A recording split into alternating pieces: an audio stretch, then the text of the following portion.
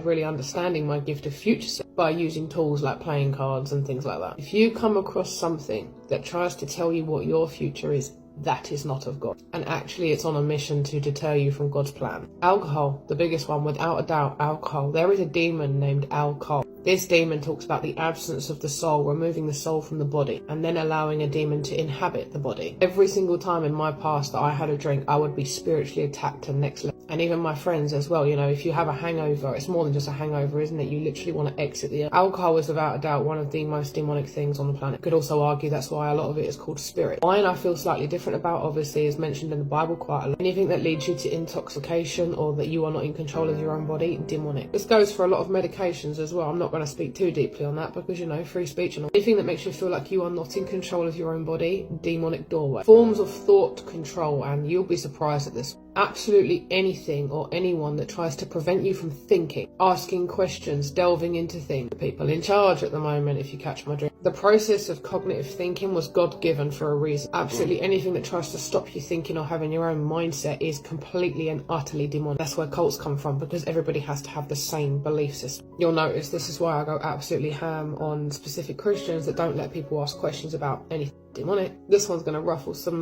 feathers, but the generalised school system. I don't need to go into too much detail there, do I? I'm just going to say one word: indoctrination. And also it is a system that completely eradicates actual God gifts and instead breaks and moulds children to become part of a society that we know is functioning from the demonic. Absolutely any film whatsoever that talks about exorcism. When you watch a film that involves any form of demonic inhabitation or exorcism, you are watching that in real time. All you have to do really is look at the history of what happened to the cast of The Exorcist. These sort of movies are not just movies, they are literally playing out the demonic in front of your face. And it absolutely can invoke things into your home, which is why a lot of things happen after watching these sort of films. For me, there is a huge difference between a horror fantasy and actual real life exorcism. Gossip, without a doubt, gossip is one of the most demonic things on the planet. And it is all kick-started from a demon, and it grows and becomes gang stalking. Get yourself away from any kind of position of gossip. Particular music festivals can be harvesting of energy. Travis Scott's one was a perfect example. Any kind of themes of dark, low, red light, you already know. Low vibrational tones, demonic tones. Any kind of music that uses repetition, because this is what witchcraft is, it's repetition. I know a lot of people say this song's demonic.